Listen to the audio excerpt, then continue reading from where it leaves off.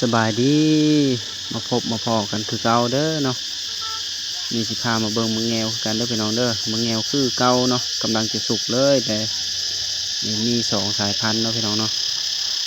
มะแงวมีสองสายพันธุ์เด้อพี่น้องเด้อมาคอแลนนี่เนาะอันโตทมิดนี่เป็นมาคอแลนเกี้ยงพี่น้องบ่มีเกล็ดเนาะเอ็นบอกเกี้ยงคักงามหมากสีเขียวพี่น้องเนาะมาคอแลนนี่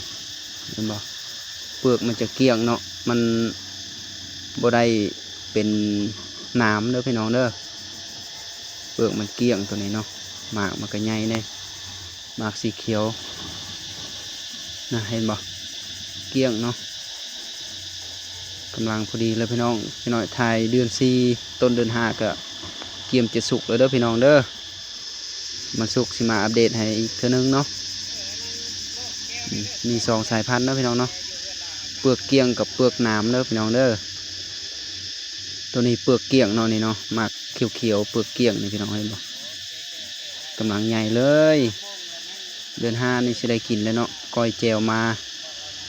ก้อยหมกเผ็ดมากินกับโอ้แซ่บๆนะพี่น้องเนาะนี่คือหมากเกลี้ยงนะพี่น้องเนาะตัวนี้ก็สายพันธุ์ตัวที่2เด้อพี่น้องเด้อตัวนี้เป็นเปลือกสีมีน้ำเนาะหมากมันจะออกสีน้ำตาลเข้มเนาะสีดำๆหน่อยนึงเด้อพี่น้องเด้อนี่ขอบเขตนี้มี2สายพันธุ์เนาะขอบเขตนี้เนาะมีเปลือกเกลี้ยงกับเปลือกน้ำนี่เนาะพี่น้องเนาะตัวนี้มันจะออกสีดำๆหมากมันเห็นบ่ต่างจากกกทมิดเนาะ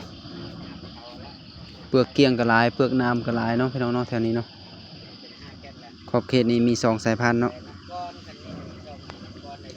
เปลือกน้ำนี่นะมากจะน้อยกว่าเปลือกเกลี้ยงเล็กหน่อยเด้อพี่น้องเด้อเปลือกน้ำเนาะกำลังพอดีเลยพี่น้องนี่ดกเนาะกำลังดกเลย